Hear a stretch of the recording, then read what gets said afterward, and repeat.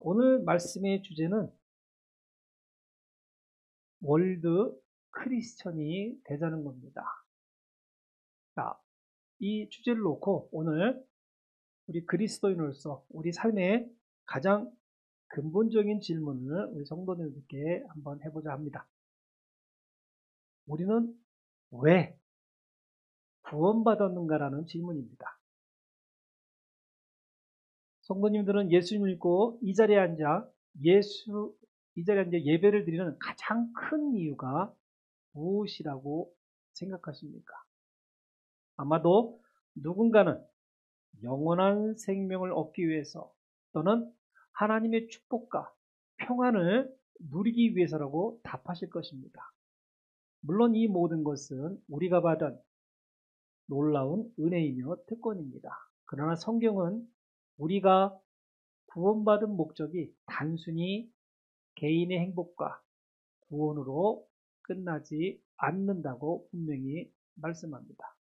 아마도 이 성경 구절이 제일 적합한 대답이 될 것 같습니다.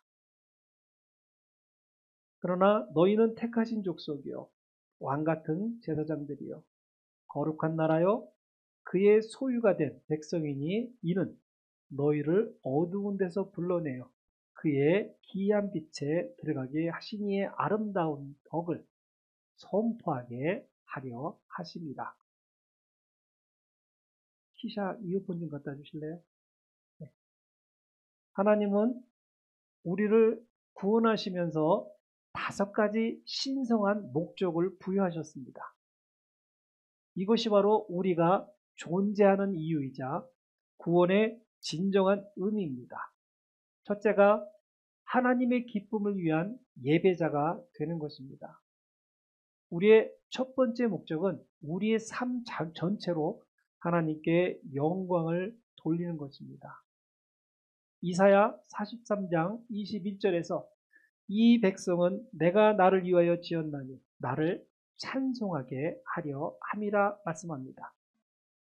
우리의 삶, 일, 관계, 생각 그 모든 것이 하나님을 향한 예배가 될 때 우리는 구원받은 목적의 첫걸음을 걷게 되기 때문입니다. 둘째, 하나님의 가족이 되기 위한 구원입니다.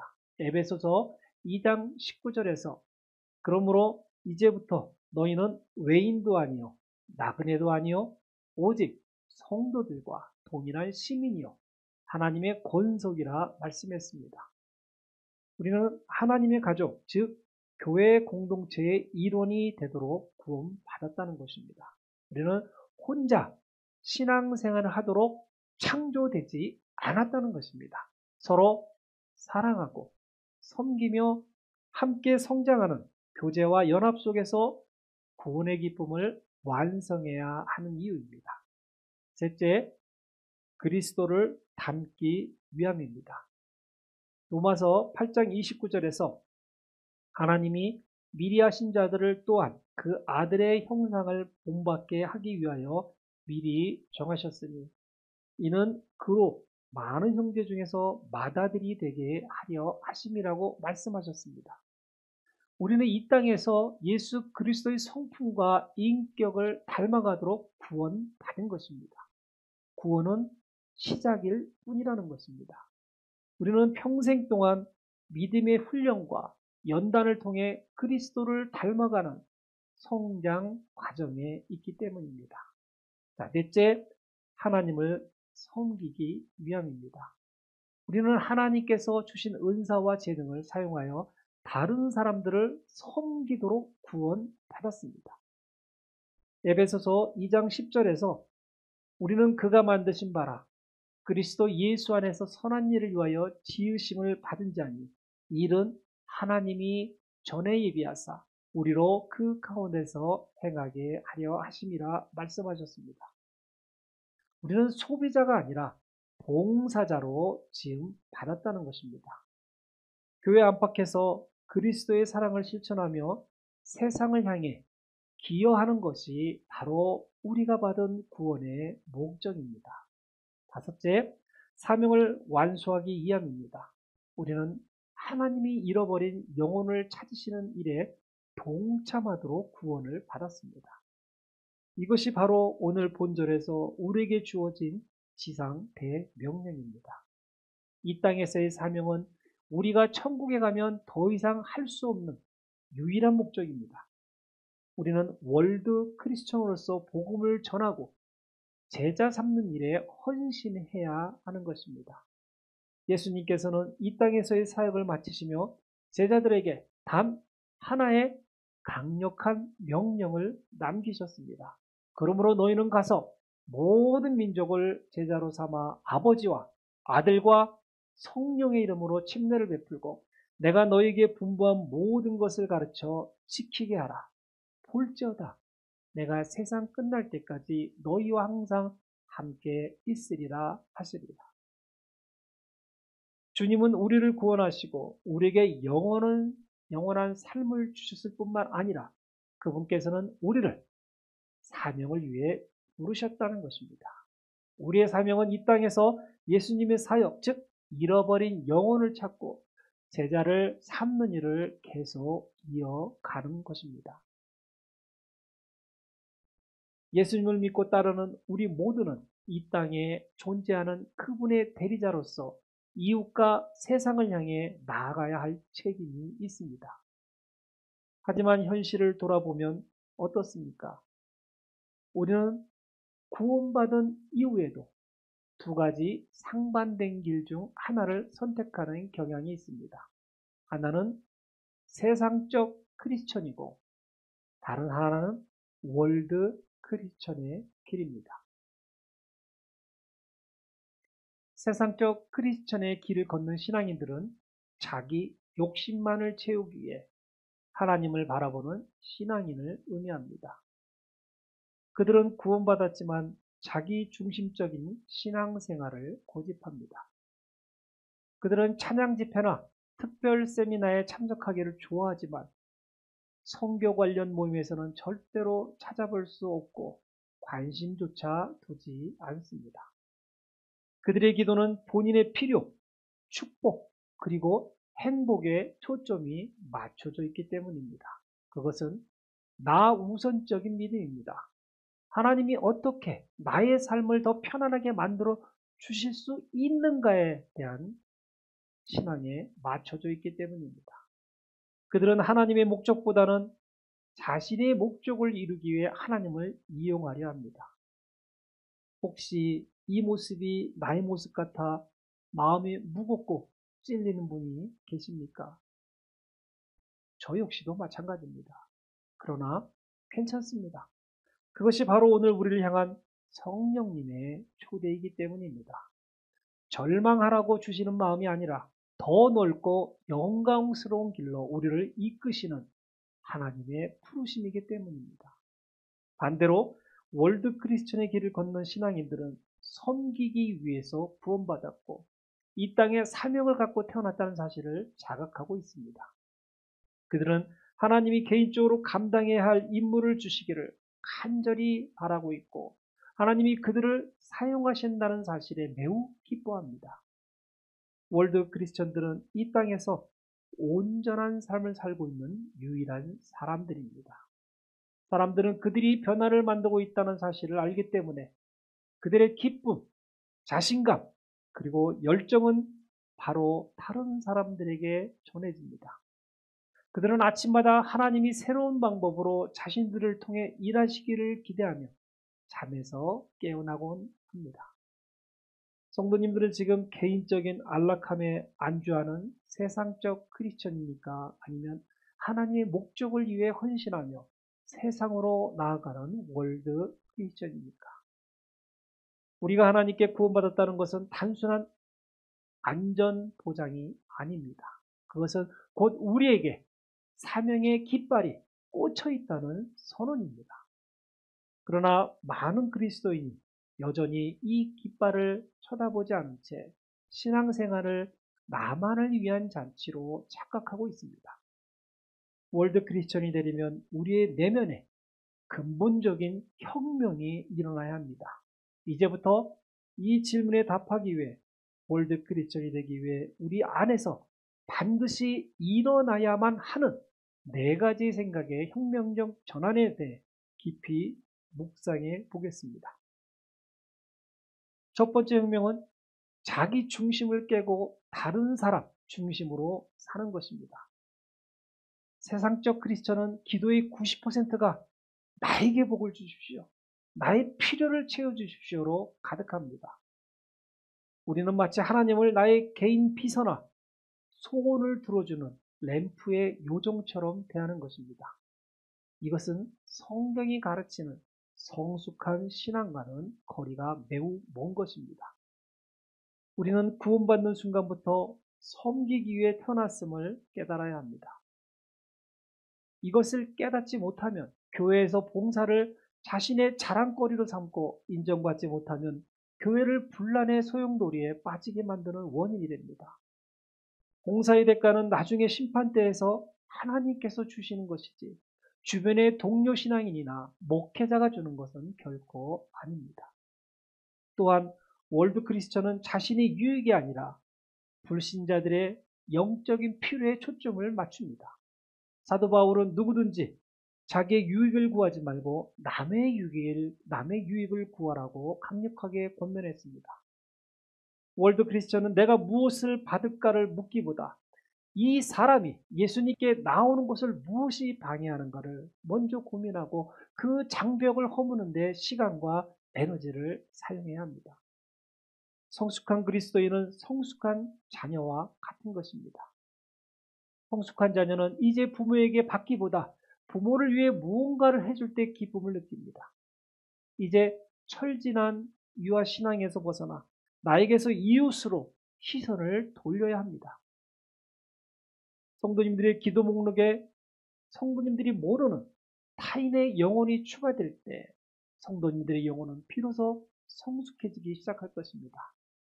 나를 섬길 때 절대로 신앙은 성숙해지지 않는다는 것입니다. 두 번째 혁명은 지역적 사고를 넘어 세계적인 사고로 전환해보는 것입니다.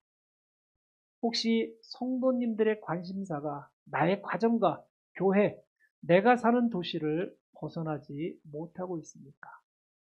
마치 세상이 나의 지갑과 나의 동네 안에서만 움직인다고 믿는 것처럼 말입니다. 오늘날 성공하는 기업들은 이미 글로벌 스탠더드로 생각합니다. 한국의 작은 스타트업도 미국의 첨단 기술 기업도 오직 자신들의 국내 시장만을 보고 움직이지 않습니다. 그들은 처음부터 전 세계의 문제를 해결하고 전 세계의 고객에 다가갈 방법을 모색합니다. 그들은 세계적인 시야를 갖추지 않고는 생존할 수 없음을 잘 알고 있습니다. 하물며 영원한 가치를 다루는 우리 그리스도인이 어떻게 우리의 눈을 지구촌이 아닌 지역 공동체에만 묶어둘 수 있겠습니까? 우리의 사명은 그 어떤 기업의 비즈니스보다 시급하고 중요하며 그 대상은 예수님의 지상 대명령처럼 모든 민족입니다. 세상은 이미 지구촌이 되었습니다. 주님은 우리에게 땅 끝까지 이르러 증인이 되라고 명령하셨습니다. 우리가 당장 비행기를 탈 수 없다고 해서 사명을 포기할 수는 없습니다. 하나님께서는 우리에게 가장 강력한 무기인 기도를 주셨습니다. 기도야말로 시공간을 초월하는 대륙간 미사일과 같습니다. 어느 때라도 성도님들의 집이나 일터에서 기도할지라도 성도님들의 기도는 지구 반대편에 닫힌 나라에 강력하게 전달될 수 있습니다. 오늘 집에 가셔서 당장 지도를 펼쳐보시기 바랍니다.